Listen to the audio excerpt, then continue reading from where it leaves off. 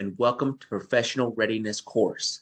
This is going to be our first series of webinars that we're going to bring to you in the coming weeks, and we hope that you enjoy them. They're all designed to help teachers adapt to the online community and help them integrate technology into their classes. Today, our webinar will be covering the keys to integrating high-level education to an online audience. This means that today we're going to be covering different aspects of video conferencing and what to look for in those platforms. So the content for today will be video conferencing. We're going to look at Zoom options. We're going to look at Google Meet options, and then a closing statement from me, your teacher, Edgar Arreola. So let's get started. We need keys to open opportunities for our students and for us as teachers as well. Without these keys, we can't unlock the future potential in our students. So we need to adequate our learning technique to the different aspects of technology that the world is living in today. So let's get started with the definition of why it is so important for us to find the latest skills and why that's so important to develop our skills. Well, as teachers, we know that this learning process never ends. We're always learning something as a teacher. So training exercises like these webinars are vital for our success as a teacher.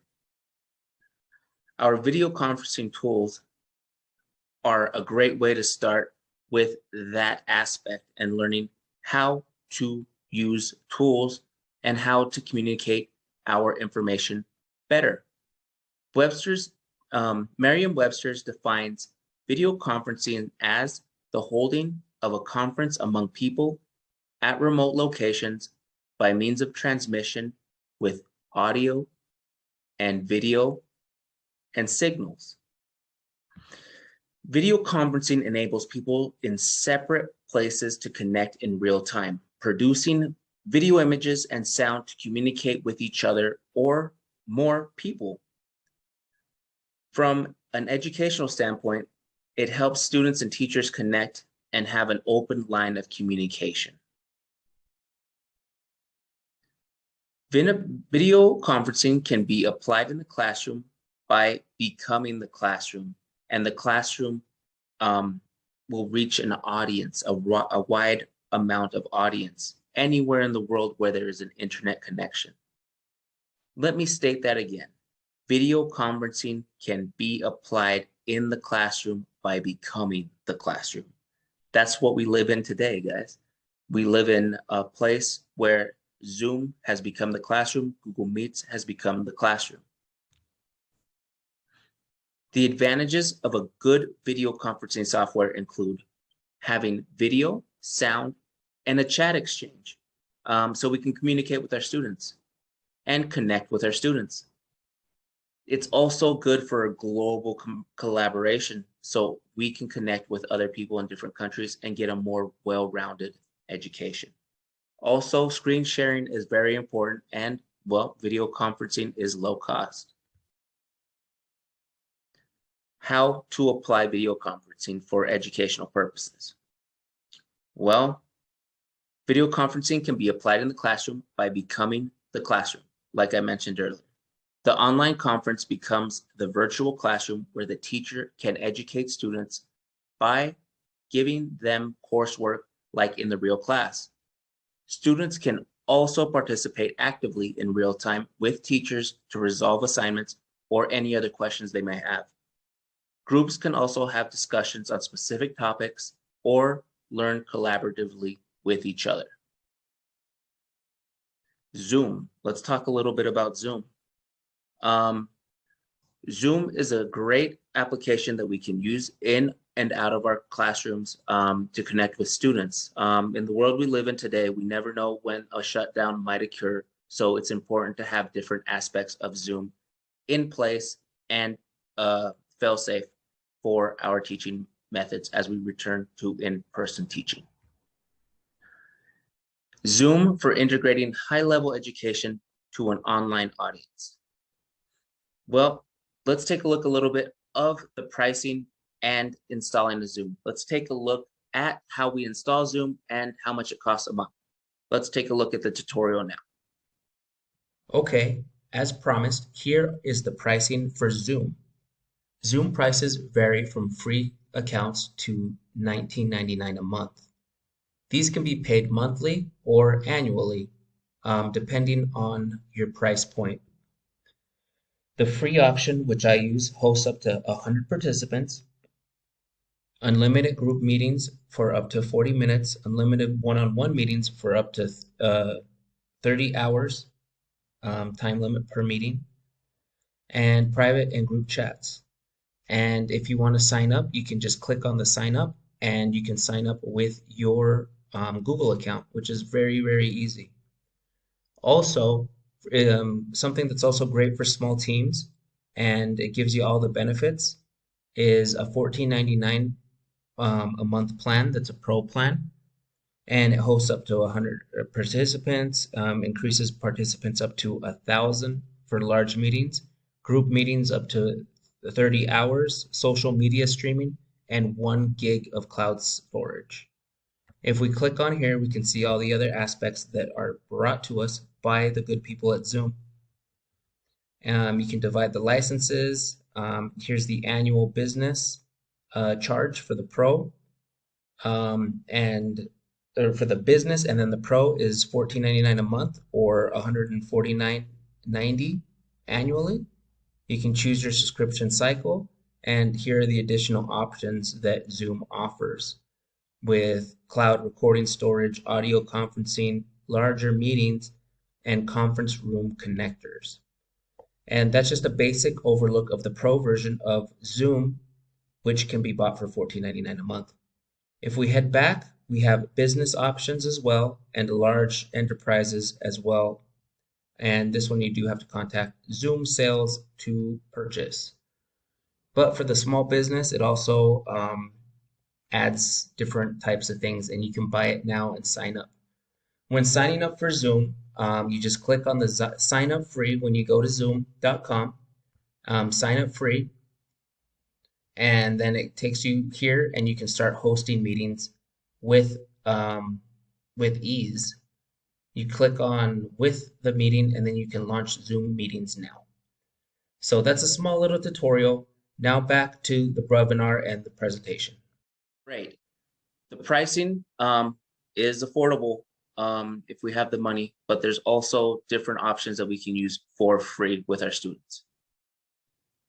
Let's take another video tutorial of another option that we can use with Zoom.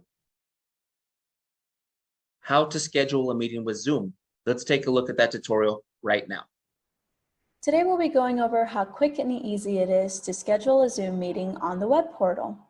After you log into your Zoom account, select the Meetings tab and schedule a new meeting. Here you can decide on the topic, date and time, and if the meeting needs to be reoccurring. Meeting passwords are enabled by default. You can also customize the password itself. You may disable this option as needed.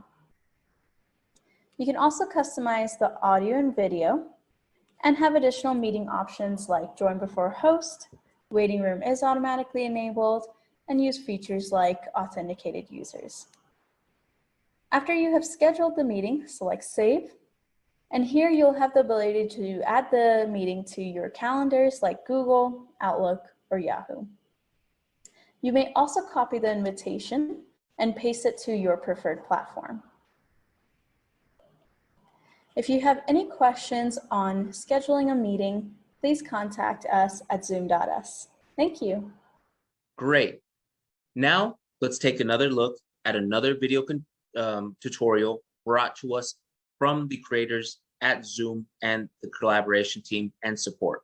Let's take a look at that now. In this video, you'll learn how to share content within a Zoom meeting. Simply select Share Screen at the bottom of your meeting window to get started. From here, you'll be given various options for sharing, such as sharing your full desktop or an individual application you have open on your computer.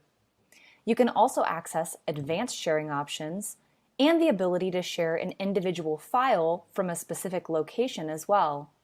If you're planning to share content that contains audio, such as a third-party video, be sure to select Share Computer Sound in the bottom left-hand corner to ensure that your participants can hear your computer sound as you're sharing. When you're ready, select Share on the right-hand side. Once content sharing begins, you can always stop the share to stop sharing content with others at any time. If you need to pause the share to take a momentary break or prepare other materials, this is an option as well. Or if you'd like to share a new piece of content, you can simply select New Share and select another piece of content for a seamless transition. Okay, great.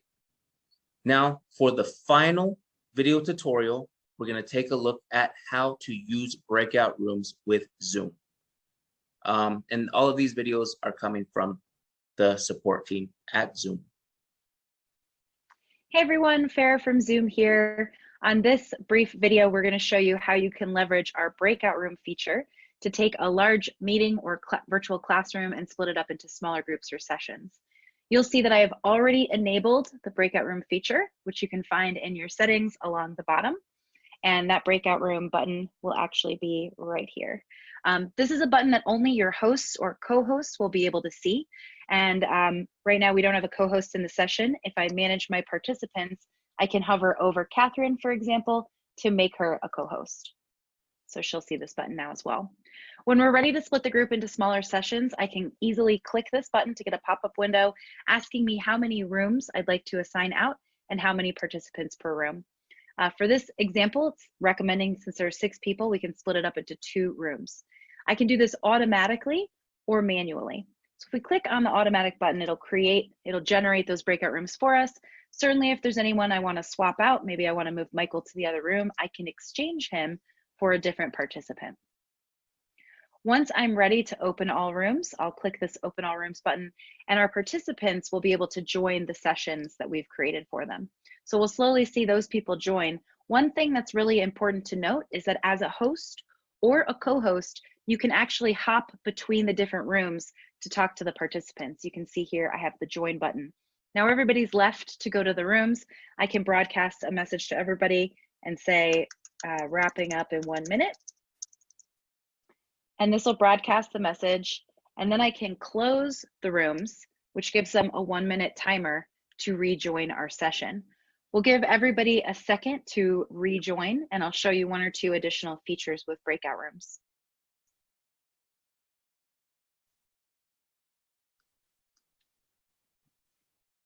There we go. We can kind of see everybody kind of popping back in. Now everybody's rejoined the main session. You'll see that I have the opportunity to reopen these rooms again, which is really great. If you have a very long session or a very long virtual class, you can split into these virtual smaller groups as often as you'd like. And the additional options here will allow you to automatically close breakout rooms after a specified amount of time. You can also change the countdown timer to be 30 seconds or 2 minutes if you like. I'll show you a setting where you can also pre-assign folks to be in your breakout room before the classroom starts. You'll want to navigate over to the class that's already been created in your Zoom portal. Under the Meetings tab, you can find your meeting. Scrolling all the way to the bottom, you'll see if we open this to re-edit it, I have the opportunity to pre-assign a breakout room here.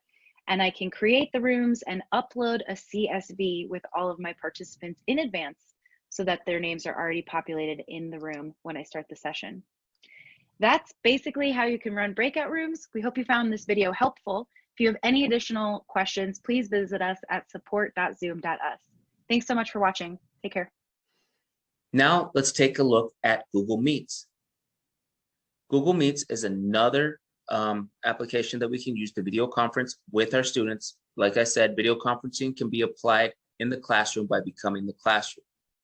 And virtual classrooms where the teacher can educate students and give out coursework. So let's take a look at the pricing and installing Meet onto our computer. Let's take a look at that now.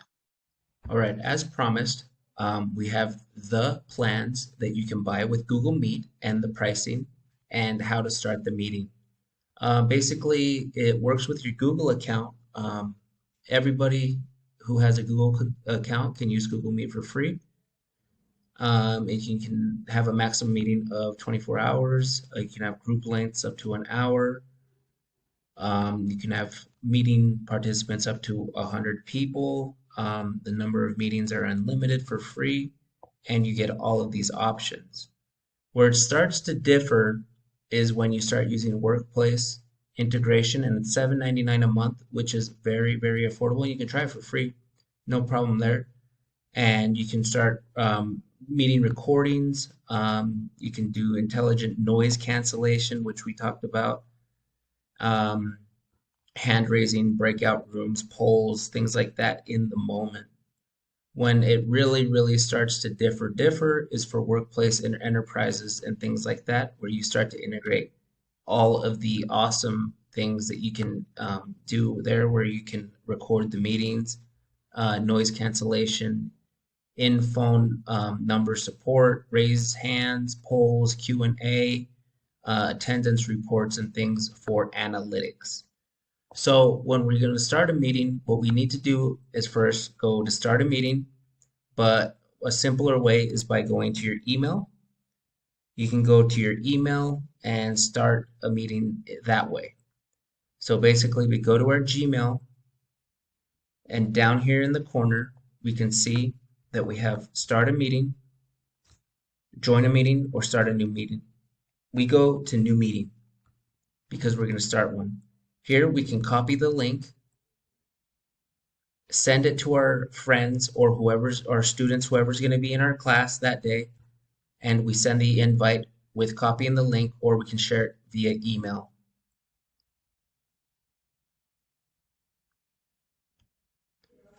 But the easiest way to do it is by sharing the link and sending it. What I do is I send it to my students in their WhatsApp or by email or any other correspondent way that we need, like our Google Classroom. So that's just an easy way to start a meeting. We start it like this, and here we are.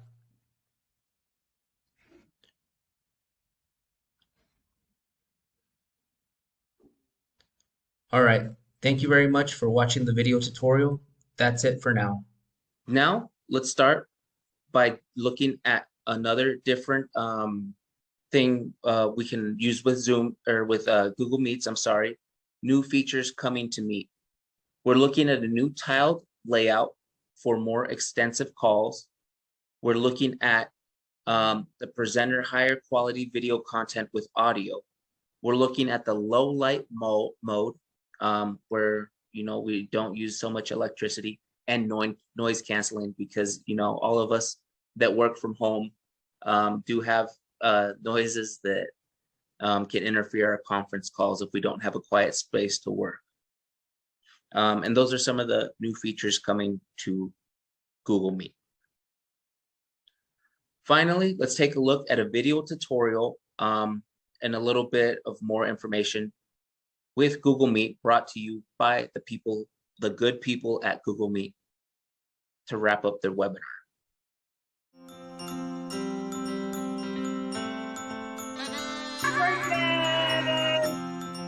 So it goes.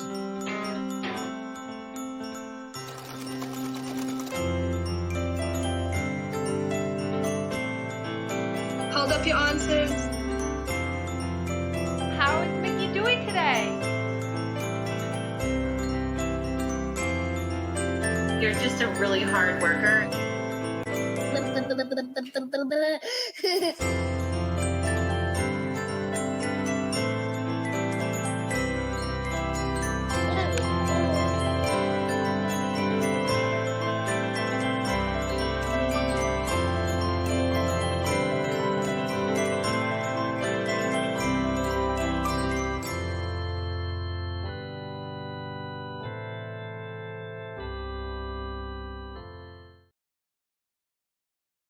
Okay, and we're back. I just wanted to thank everyone for being here. Thank you. Until next time, the next time we see each other, it's going to be for our second webinar, it's going to be methodologies to apply. It's going to be part 1, the flipped classroom, and that's going to be live. It's going to be our second webinar, and it's coming this Friday, the 22nd at 5 p.m. So don't forget to set your reminders, and you can always find the live webinars here in the group, and you can also find them later on our Instagram channel, our YouTube channel, and right here on Facebook. So I want to thank everyone again. My name is Edgar Areola, and I hope everyone learned something new about video conferencing and ways that we can elevate our learning style with higher education here on this webinar, Professional Readiness course. Have a great night. Thank you.